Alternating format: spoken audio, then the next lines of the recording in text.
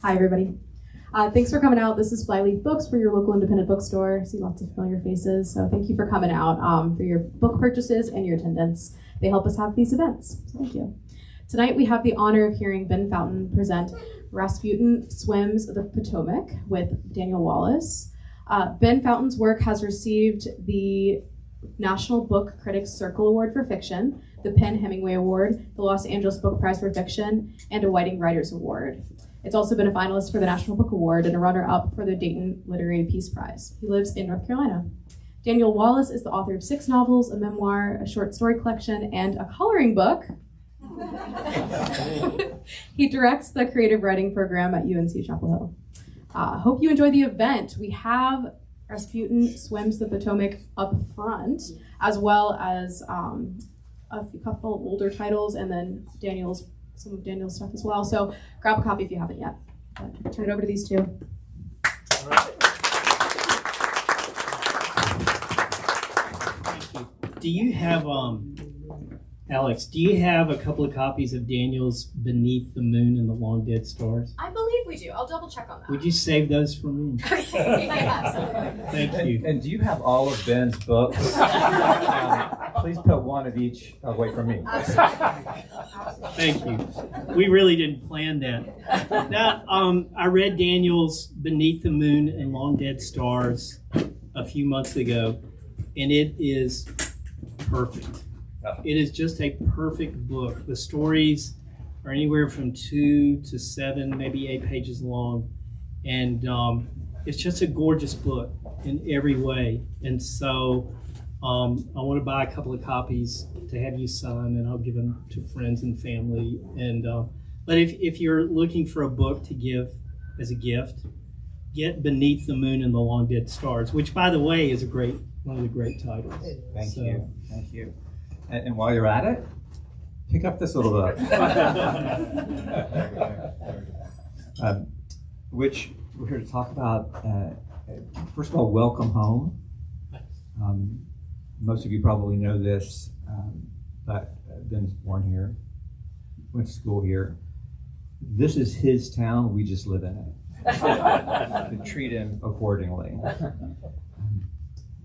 There's a lot to talk about in this book. And the characters, the plot is so masterfully done. But I think the writing, on the sentence level is so strong, it would be a good way to start off just giving people a sense of the sound of the book. You want to read a couple of pages and then?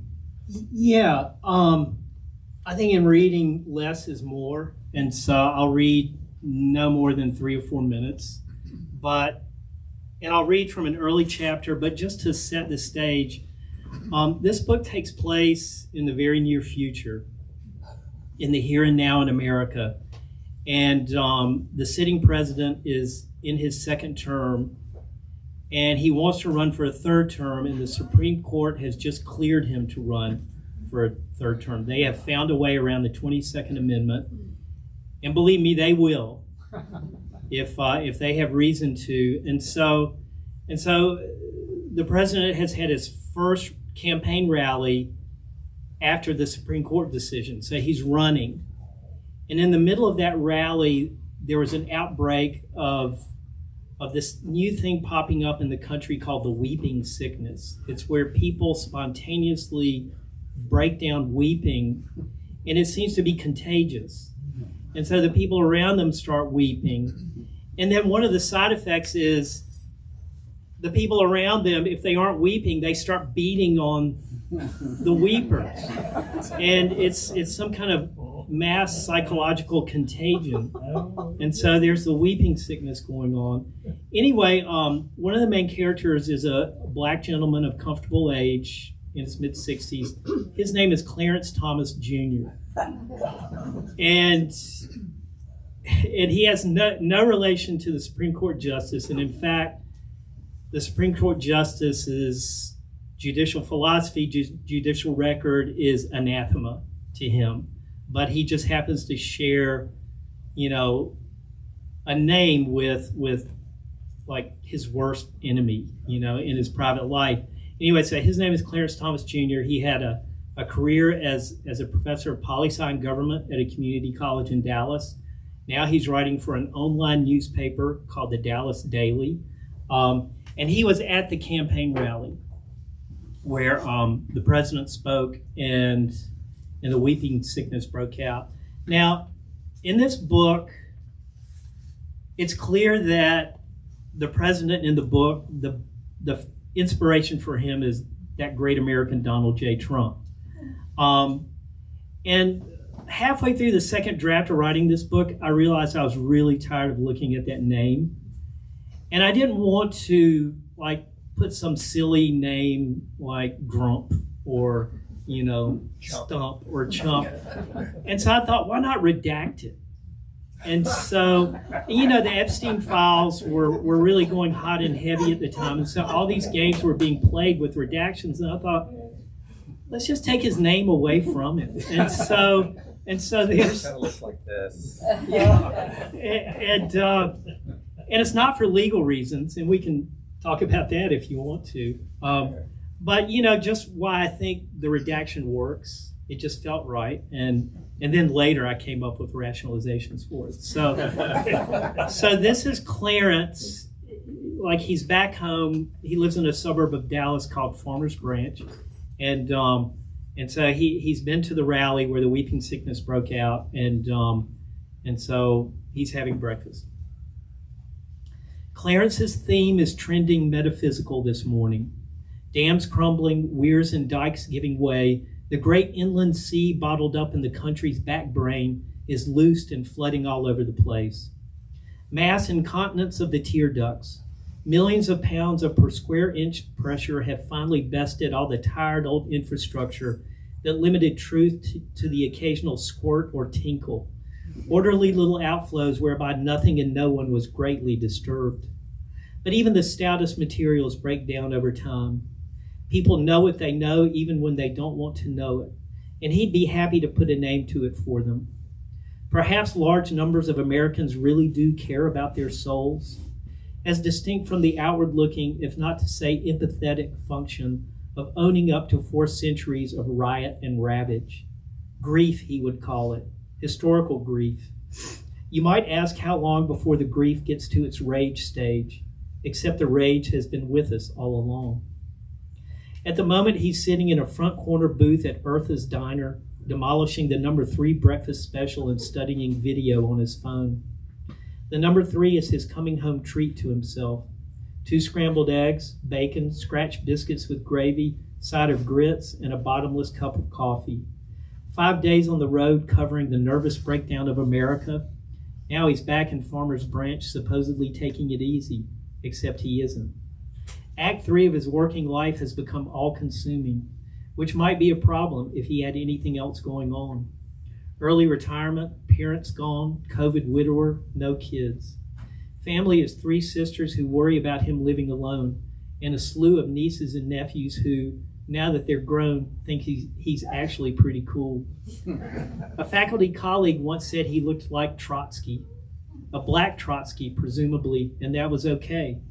Clarence is a medium brown black man with rimless spectacles, a goatee and mustache going gray, and a graying afro high and wide to trigger any co-citizen so disposed. Their problem. He's fine with looking like a black Trotsky. Just don't go sticking any damn axe in his head. The videos show what he thinks he remembers seeing in Columbia, that's where the rally was, the other night. Strange. Nobody else picked up on it? Nothing in the Washington Post or the New York Times, which he read at the kitchen table over his pre-dawn pot of coffee. He watches 4 different versions of the weeping in Columbia, then several versions of an outbreak at a monster truck rally in Spartanburg. Next, he clicks on an outbreak at a debutante gala in Charleston. But a few seconds in, his screen freezes, and he's reaching for the phone when the silence hits him. He looks up, and there follows a moment of mental freefall, his mind dropping through a trapdoor in the cosmic terra firma. The world has stopped. Everything is frozen in place. Waitresses, customers, the traffic outside. He sits at the center of a 3-dimensional still life from which even sound has been vacuumed out.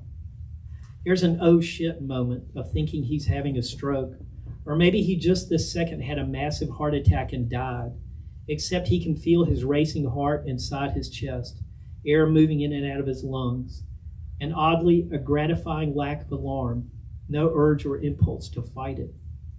He clears his throat as a test. He decides to lift his hand, and does. It moves. What the hell, he murmurs, his voice tinged with a subterranean echo. He doesn't think he's losing his mind. This feels like something else, phenomenological, ineffable. And now he thinks without trying to think, about damn time. Like he's been waiting for this his entire life and didn't know until now. Mind, body, sentience, all his systems seem intact. The freeze lasts long enough for him to accept that it's happening. Then there's a kind of grinding smear, like audio of a gravel crusher played too slow, and abruptly time resumes. The diner comes to life, and traffic is moving again out on Valley View Lane. I'll stop there.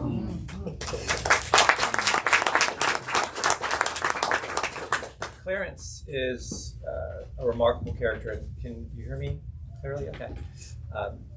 He and Faith Spack, right? Faith Spack. Faith Spack, the other eyes through which we see this story unfurl, and without them, the book would still be an amazing romp through the current moment. But due to them, the book takes on a greater weight, verisimilitude. Through them, they are us, they are our eyes, people who are in this story, though the current reality that they're living in, but not of it. They're always, Clarence, from the beginning, is on the outside. Faith is a kind of uncomfortable interior witness to it. So they are completely original, and their stories are written with incredible depth. We know them quite well as the story progresses. And I'm curious, as you were thinking about this book, because I know it's been gestating for a little while, where they came along in the process of you putting it together. I mean, that's, I don't know. I mean, you start stalking something in your mind. You have a notion. And the notion for this book started with, well, I was thinking about it in late 2022 and early 2023, and I started feeling like, I think Trump's going to run again, and I think he's got a really good chance of winning. And as part of that, I mean, he's been a master of blurring fantasy and reality, which, I mean, he was born for this moment in time because, I mean, American culture has done a masterful job of blurring that line for, God knows how long. And he has played it to his great advantage during his real estate career and his reality TV career and now his political career. And so I was just thinking, okay, if he does, win the presidency again, and we continue on this trajectory of, the line between reality and fantasy gets increasingly blurred, what's the next step? I mean, with Trump, he was born Donald J. Trump, and that's who he is. I mean, there is this human being behind this persona. But I thought, okay, what's the next step? Where fakeness is baked into the presentation, and there's no pretense about it being fake. And would the American voting public accept something like that? Would the culture accept it? And so I started thinking about, okay, well, who would that be? And then I thought, well, pro wrestling came into my head. And I mean, I'm not a fan. It's not my thing, but it's just, these huge, larger than life personae that the wrestlers assume. And I thought, okay, how about Jesse? Okay, so Jesse Ventura ran for and won the governorship of Minnesota. His wrestling persona was the Body. but he ran as Jesse Ventura. Like, that was his name on the ballot. Suppose somebody ran in character, like as their wrestling persona. Like, what if the Hulk ran as the Hulk? You know, just on the ballot, it would be the Hulk, and he was always the Hulk. And so how about somebody like that? And then Rasputin popped into my head. It's like, it just felt right. It just felt like it had a lot of juice. So how about a wrestler whose persona is Rasputin, and he never breaks character. He gets drawn into the political arena and ends up running for president as Grigory Yefimovich Rasputin. And he presents him, he insists, I am Rasputin. And people say, well, how can that be? You died in 1916. And he said, well, no. This is part of the holy mysteries, you know, of the Russian Orthodox Church. And by the way, this guy spent 6 years in a monastery in Russia. And so he's like, oh, I know the secrets. Someday I will explain to you. But for now, take it. And the public buys it. You're like, okay. Trump buys it. Okay, you know. So all this by way of, you know, coming around to Clarence and faith. I don't know. I mean, you gather together, you know, all your experience, the people you've known throughout your life, you know, your education, whatever little bit of talent you can scrape together that morning, and you start to put it together. And so I knew I wanted somebody inside the White House. And, oh, there's a reality TV show called The Real West Wing. It's going on, and so Faith Spack, she was a teenage reality TV star and went to college, and now she's working in politics. She's working in the communications office of the White House. And she's the White House liaison with the Real West Wing production company. And so she's at the fulcrum of these two worlds, reality TV and the White House. And so I wanted somebody like at that pivot point, and somebody who is all in for Trump. And I wanted to explore that, you know, the psychology of that, the emotional state of that. And I wanted to try to get into it in a serious way, in a respectful way. And then Clarence is, as you said, he's coming from the outside. And I don't know, there's an online newspaper in El Paso. And it's by a newspaper man. It was founded by a newspaper man who did traditional journalism for years and then started a nonprofit online newspaper that runs mainly on reader subscriptions. And so I thought, well, why not that for Dallas? And then why not have Clarence write for this newspaper? And this is how he, you know, gets into, I mean, he's the national affairs correspondent for the Dallas Daily. And it seems like he needed to be black, a black man of a certain age and a certain degree of experience. It just felt like the book could do more. Writing, you know, the book could do more with his perspective in it. And we can talk about whether I have the right to, you know, write from that perspective. I mean, for me, that's an open question and still unresolved. But it was a powerful thing in me to try to write the book from Clarence's perspective, you know, big parts of it. And so that's what I did. Man, that was a long answer. So. Well, we could talk about that. For me as a reader, it's not as important to me who is writing this story. If your name wasn't on the book, you'd be reading it to judge whether the characters were believable or do they maintain a kind of a radiate a human light on the page that the reader can move along with. That's how you read any book, and to prejudge it based on differences that are superficial seems it doesn't seem to be the point of what's happening. At the same time, writing from even a female perspective, as far as whether it's right or wrong or whatever cultural um, it still takes a lot of guts to do that, right? I mean, regardless, and I give you so many applause from the privacy of my living room when I was reading it, just that you were doing it, and it was real, and one of the great things about the book. You kind of forget who's writing it, and just love the story. Yeah, I love both of them. Getting back to the redaction, it is interesting as you read it that the first time it happens, I did think, is this potentially sort of a lawsuit situation where you could have plausible deniability?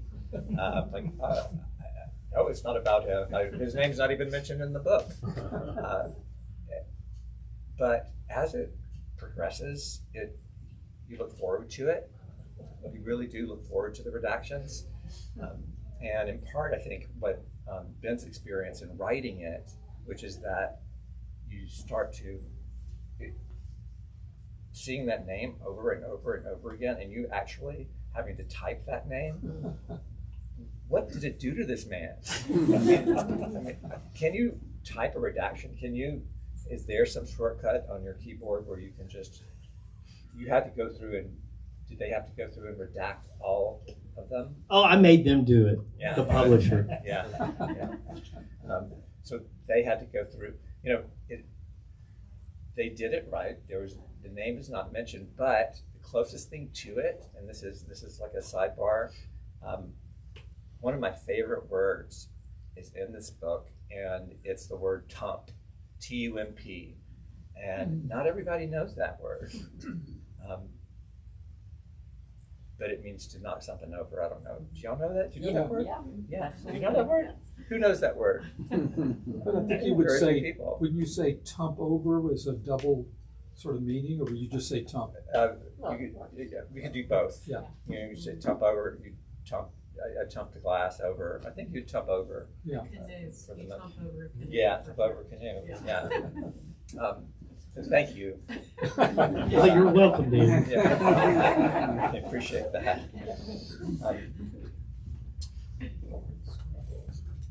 The other part about not having his name in there is that one of the reasons this book is effective is that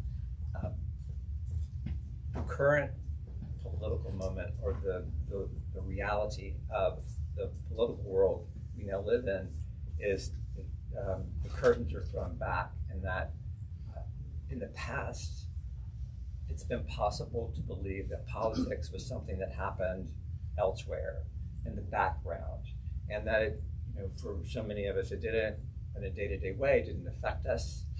We had our lives, moved on. I think during the Biden administration, we didn't think about politics all the time the way that we're doing now, and it's transcended. Politics has just transcended the political world, and it's become the world. And it's a change of consciousness. That part of it is that name, that omnipresent name, and what you said earlier, which is that and everyone, but especially him, has learned how to manipulate reality in order to insinuate himself and his diabolical self into our lives, and keeping him out of the book in that respect, it turns him into another character in the book, right? Yeah, I mean, I think something is wrong with us when politics dominates our lives, unless you're a political professional. And I think this is a new thing in American life. And I've tried to, figure out why that is, why I think it's a new thing. I think the 24/7 news cycle had a lot to do with it, the rise of CNN. And, they're churning content all the time. I think doing away with the fairness doctrine, the FCC fairness doctrine under the Reagan administration, where if a media outlet aired one point of view, they had to air, the opposing point of view, within a reasonable amount of time. And so under the Reagan administration, the fairness doctrine went out, and so that gave rise to talk radio, where it could just be one point of view all the time. And people realized a great deal of money could be made out of the 24/7 news cycle and out of pushing the most extreme points of view. And so with the dominance of screens in our lives, the increasing dominance, these things have like very efficient delivery systems into our everyday lives, not just every day, but every effing minute of our lives. And there is so much more to life than politics. There's nature, and there's Byron, Shelley, and Keats, and there's art, and there's your family, and so I think it's a sign of ill health in a society when we're so consumed by politics. And this book is about politics. It's written from within the prison. But at one point, Clarence, in one of his news articles that he's writing, he says, there's birds, flying over the rally, and he says, consoling messengers from the other world, the real world. And so in a way, redacting Trump's name was one way of getting away from that, because I think he's too much with us. All of politics is too much with us, but this individual in particular, he dominates our collective life. And I think, truth be told, he dominates, for many of us, our interior lives. Or if he doesn't dominate them, he takes up way too much real estate. And so that was another way of trying to, take that power away from him. Yeah. But that being said, and I agree, I think everybody would agree that politics takes up too much space in our lives, in our consciousness, changes our mood. We go from happy to sad really, really quickly. But you, this sounds like I'm in the courtroom now, but you've been found, have been obsessed with politics all your writing life. It's not obsessed, I guess. It is in all of your work. The world, if you look at Brief Encounters with Che Guevara, you have characters that are engaged in and suffering through politics. It's funny, or not, but their lives are constrained and undermined by politics. And Billy Lynn's Long Halftime Walk, Billy Lynn is, his life changed and becomes the person he is because of this political moment that he lived in. Then you wrote Beautiful Country Burn Again, which is could not be any better research for the book that you just wrote, just following the campaign around. And so I would say, have you been in this world that you want us to get out of all your life? Well, I think to have any hope of writing something worthwhile, doing the work we do, you have to follow your head and your heart where they lead you. And it seems like this is where my head and my heart generally lead me to individuals trying to, scrape out some degree of autonomy and agency within the framework of these huge macro systems that predetermine so much of our lives. And capitalism, global capitalism, it's a grinding wheel, and that is an overwhelming fact of our life. And so as I think back over the stuff I've written, it's often showing up in one way or the other. And often the stakes are life and death, or the soul equivalent of it. And so, yes, I'm writing from within the prison. And I guess that's my happy place, so to speak. And I mean, part of the challenge is trying to get as full a range of human experience in there as I can. I mean, not just, this drudge fest of depression and oppression, but I mean, human experience is various. And so within, the struggles of daily lives, there will often be moments of ecstatic joy and side-splitting humor. And so, trying to get all of that in an authentic way, that's what I set myself to try to do. So, man, I'm writing from within the prison. Well, thank you. Yeah. This is a very funny book. Has to be sad, and it sounds like a downer. I'm afraid we're sounding like downers, but it's a wonderfully funny book. Well, politics these days is outrageous. It's outrageously funny and outrageously ridiculous and outrageously tragic. And I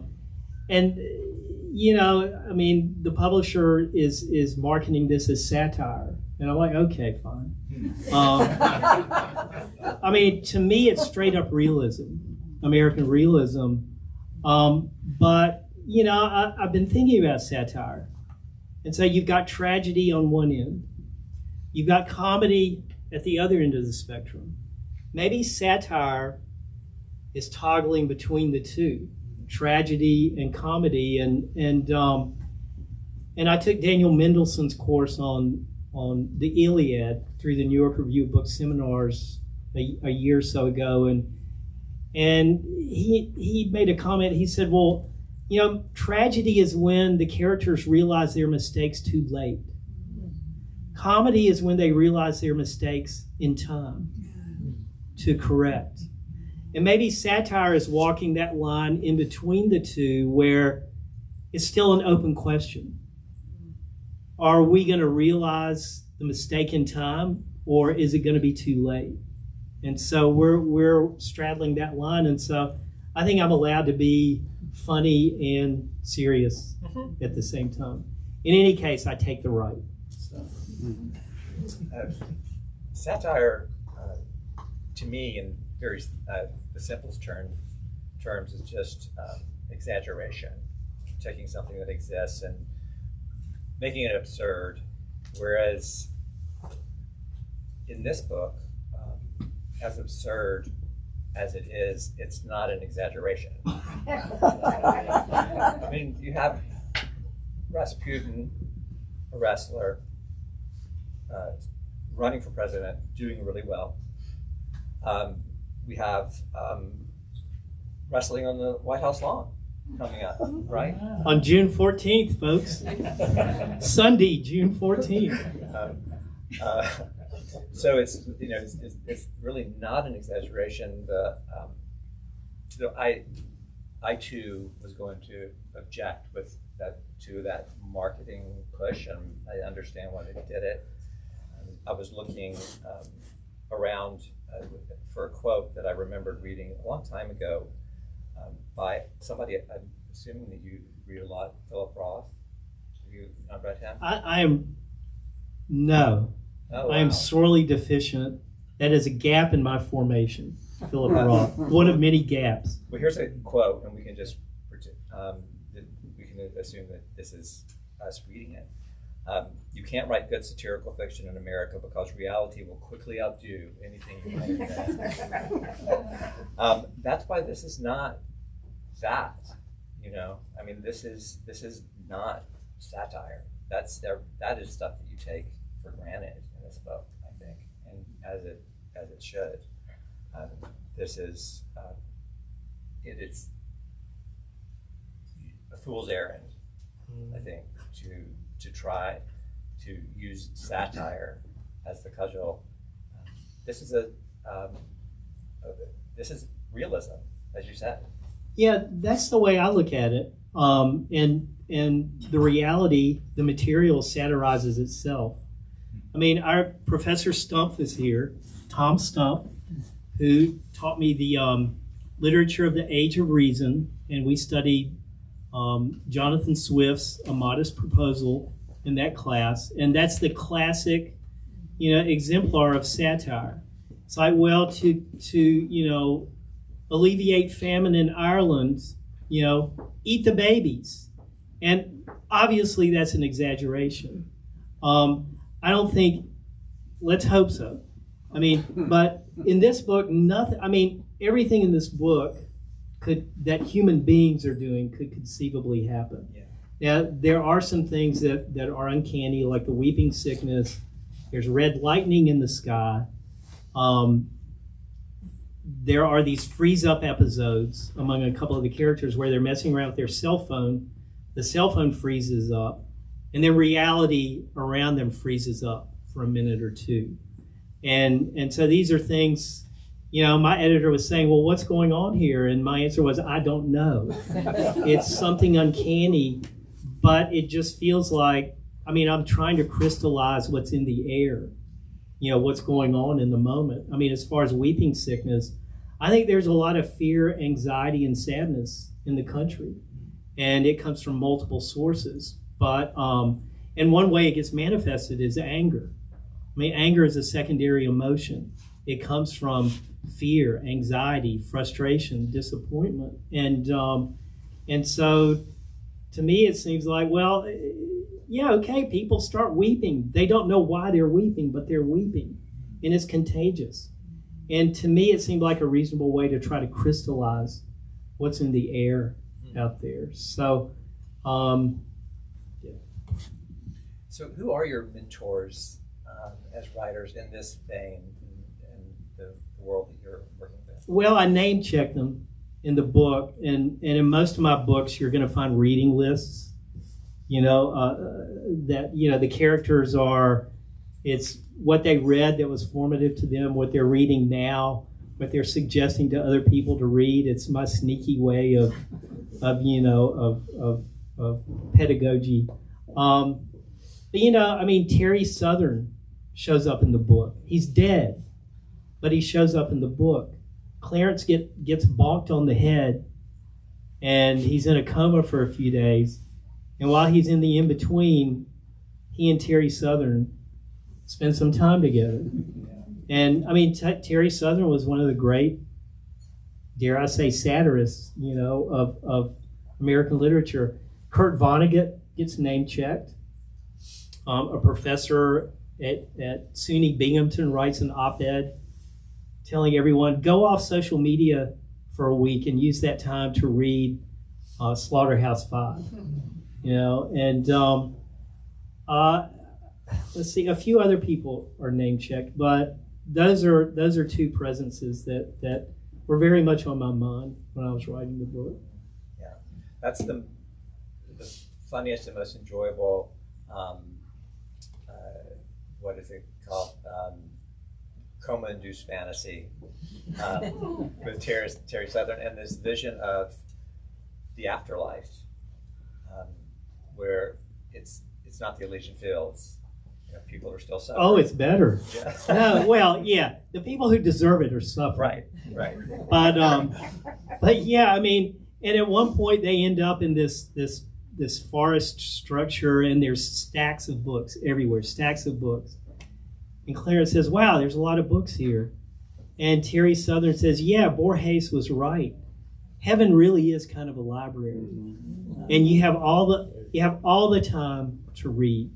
It just goes on and on. Why don't we open up the floor for a question or two? I'm sure there are a few. All right. Who wants to be the first to break the ice?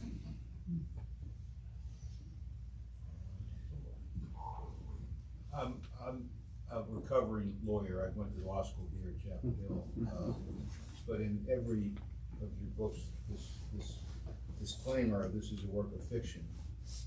And there are no characters that are real in this.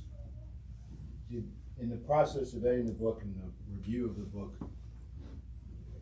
was the concept of the redaction a concern for lawyers to say you really are identifying a real person by redacting his name? The lawyers felt like we were on firm First Amendment grounds with Trump. And so that was purely a artistic decision. I just felt like it worked for the book. And so there were other things. It went through extensive legal review, I can assure you. And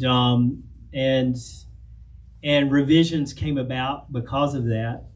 And, your initial instinct is to dig in your heels and say, no, I'm not going to do it. It's going to be what it is. And then, you think, well, let me see if I can make it better. And so I dug into it, and I think I made the book better some of the real life inspiration, there needed to be more distance between the real life inspiration and the characters in the book, because some of those people are arguably not public figures. And so there was more legal liability. But believe me, we jumped through a lot of legal hoops. And if you look at the disclaimer, it's got a little extra juice in it. Yeah. And so, we had great lawyers looking at it. They got the literary side of it. And it was a good process. The other comment earlier that you made about him dominating our life, the expression living rent-free in our head came to mind, because for the first 4 years he lived rent-free in my mind, and I thought there was going to be a post-20 a reprieve from that, and he's living rent-free in my head again, and it's just one of those things where your words resonated. Yeah, I think to stay sane, healthy, and whole in our day and age, we really have to keep our wits about us. And so, a lot of us do want to keep up with the news and what's going on in the country, but we don't want to be obsessed by it. We don't want to be consumed by it. And so, these devices that we have, I think it takes some degree of will to limit our intake, and it's good for us. It's better for us that way. And but man, these things are addictive, right? That's part of their occult magic, and so I think we really have to take stock of how we're living our lives and keep our wits about us as we deal with all this. Nate. So, I feel like it's cheating for me to ask questions because I already got to ask you some questions about this. But I did. Okay, in 1962, Daniel Wallace wrote a book called The Image, and in this book, the first chapter is called "All Our Heroes Have Turned to Celebrities," and he says a hero is someone who is well known for great deeds that they have done, while a celebrity is someone who is well known for their well knownness. And I think that, he wrote this in the 1960s, however many, 50 years before Kim Kardashian, et cetera, et cetera, et cetera, et cetera, et cetera. It's a really great book that speaks to our time, but I wonder, when I read this, when we talk about, satire as exaggeration, I'm thinking about, in some ways, Rasputin is like an exaggeration in the fact that, there are actual heroic qualities about this character.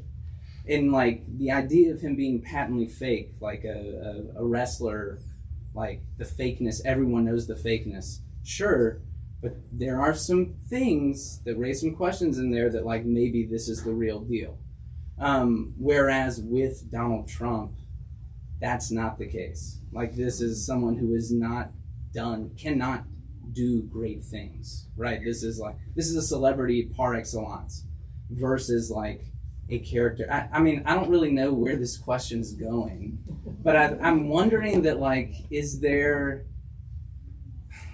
Rasputin is an amazing bad guy because the reader, there's something really compelling the reader to want to be like this person. And I think that that's one of the hardest things to do, but that is also like what the devil actually looks like. That's not a question, but do you want to comment on what I just said? Right. I really like that. Yeah, I really like that. It's okay. I'm writing the book and I'm feeling my way along because I don't know what's going to happen, and so I'm figuring out what's happening line by line, sentence by sentence, and okay, Rasputin has done real things in his life. He was born Patrick Walsh Strickland in Buffalo, New York. He was a football star in high school, played 2 years of college football, joined the Army, was a Green Beret, and after his military service, he went on a religious pilgrimage to Russia, ended up spending 6 years in a monastery.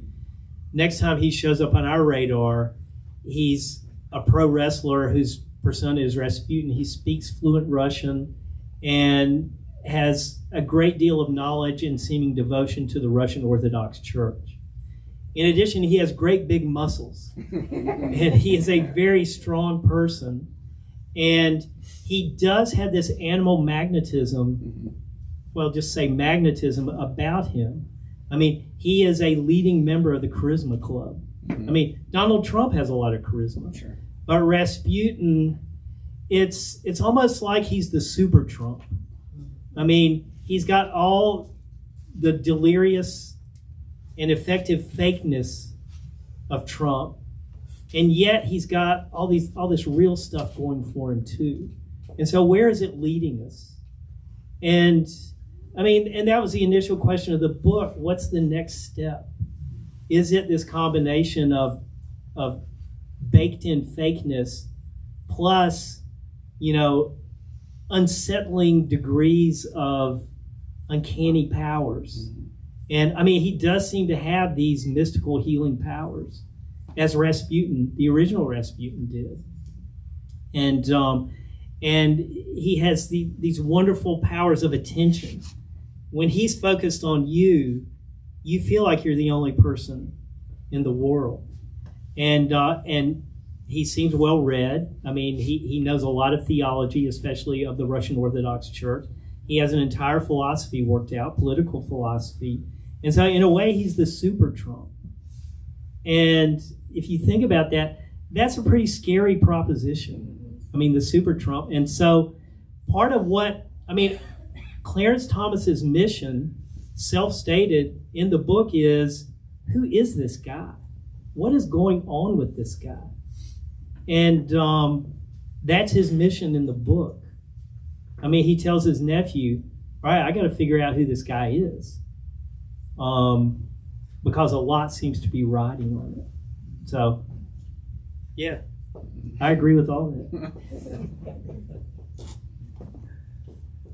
Yes, ma'am.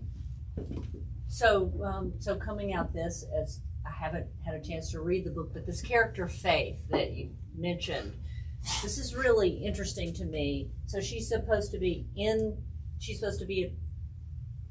like Trump. I mean, she's a follower. So how did you create a woman who falls for that, for a character, a real person who's such a misogynist, who has this incredible history, and so how do you get into that head of a woman, and who falls for that, or who swallows that hook, line, and sinker? I don't know. Yeah. All right. She's pretty smart. Yeah. Well. I mean, she graduated magna cum laude from Georgetown. Okay. And I mean, she was raised by a very Christian mother, and so that's kind of her default world. What's going on with Faith, I think it's a powerful thing in human nature, more powerful in some people than others, and that is this attraction to authoritarianism. And again, to a greater or lesser extent, well, a number of people, they want to be told what to do and how to think. I mean, it's infantilizing. Mm-hmm. It's a stunted stage of human development, I think. But yet it's kind of soothing and comforting. All right, I'm your leader. You do this, that, and the other, and everything will be fine. Great, I don't have to think. That's the way I want to live. So part of that is going on. I think also she's got father issues, and she's illegitimate. She knows who her father is. He's one of the richest people in Dallas, but she and her mother signed an NDA, and so she has a big fat trust fund as long as they never reveal his identity, and he won't have anything to do with her. And so, you know, to some extent, Trump is a patriarchal figure. And I mean, having been in his presence, he does have this magnetism. I mean, he's got charisma. I mean, he is a big, beefy, you know, human being, and he does have this aura around him, and I could feel it. I mean, I was resisting, you know, completely, but I could feel it. Yeah. Also, she feels weirdly maternal toward him. I mean, she recognizes he's a child in many ways. And so when he's at his worst, that's when she feels, you know, most affectionate toward him. It's almost like, that's my 4-year-old acting out. And I mean, he can't help it. And That is so spot on. I really appreciate the complicated psychology you put behind that, because I think I've heard women say that. It's like, oh, his mother just didn't teach him not to brag. Or anyway. So, yeah. And his mom comes up. I mean, Faith is wondering about his mother. I mean, you know, at one point in the book, she's like, did she love him enough? I mean, he is the son they sent off to military school, you know, far from his mother's tender regard. I mean, he was the wild child they couldn't control, so they sent him off. But, so, I mean, I tried as best I could to get into the head of this particular character and why she would be all in for Trump. Okay. Great answer. Yes. You've talked a lot about how this book kind of reflects reality without necessarily exaggerating it. And I'm kind of just curious about, in terms of writing experience, whether it felt for you more like confrontation of reality in a way, since it is not super exaggerated, or whether it felt a bit more like escapism or coping with reality. I'm just curious about what that like writing process looked and felt like. Okay. I hope I was grappling with reality. I was hoping I was grappling with it in a very serious way. Like, what the hell is going on? What brought us to this point? And what is it about us, you know, Americans, and our collective psyche, our collective emotion that brings a person like Trump into power? I mean, I hope I'm thinking about that, you know, as seriously as I can. There is a bit of wish fulfillment in here. I mean, there are certain sons of bitches who get what they have coming, which they haven't gotten yet in real life. But, you know, Quentin Tarantino, if you notice, a lot of his movies are wish fulfillment. It's like where, you know, in the movie about, you know, with Brad Pitt, where the Nazis all, you know, just get slaughtered. Or in Django Unchained, you know, where there's this magnificent vengeance that's wreaked. You know, the bad guys really get what's coming to them. And so there's a bit of that going on. So, yeah, you know, there's maybe not escapism, but wish fulfillment. And escapism would have been like a person on the left beating down Trump rather than a person on the right beating down Trump. Yes, that would be total fantasy, right? Yeah, although we're waiting, right? I mean, so, I mean, in a way, you're trying to keep yourself going, too. I mean, and you're allowed to have fun and take some pleasure in all this. I mean, I was like, okay, I'm writing a book about the now, and so am I allowed to skewer some people who I really loathe and who I just find to be despicable despicable human beings. It's like, yeah, I'm allowed. Thank you. Yeah, and not all their names are changed. No, Yeah, there are a no. lot of people that are in there that with their. Yes. Yeah. So, are we about out of time? I don't know what time is it. One more question if there is one, but we're about at time. Okay, so one more question. Yes, sir. It's not the question you wanted. I've had an opportunity to not read the book yet, but have sort of heard the thought process going into the book. And when I read it, I have some wish fulfillment. I hope I read this and I'm correct in saying, oh, this is the prequel we wanted to Walker Percy's Love in the Ruins, where something calamitous has happened and we're in the post-political world. This is what has to happen for us to achieve that status you hope we get back to, which is where everything is not politics all the time, but we're still left with dealing with the calamity that's got to happen. Yeah, that's a wonderful book, Love in the Ruins. It's a bit dated in some respects, but I mean, it's one of my favorite books.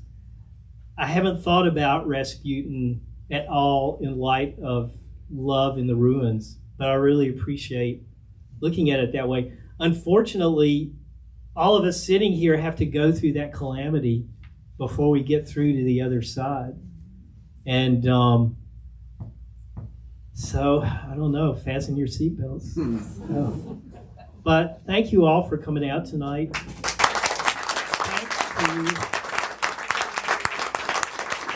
Thanks to Flyleaf. This is one of the great bookstores in America.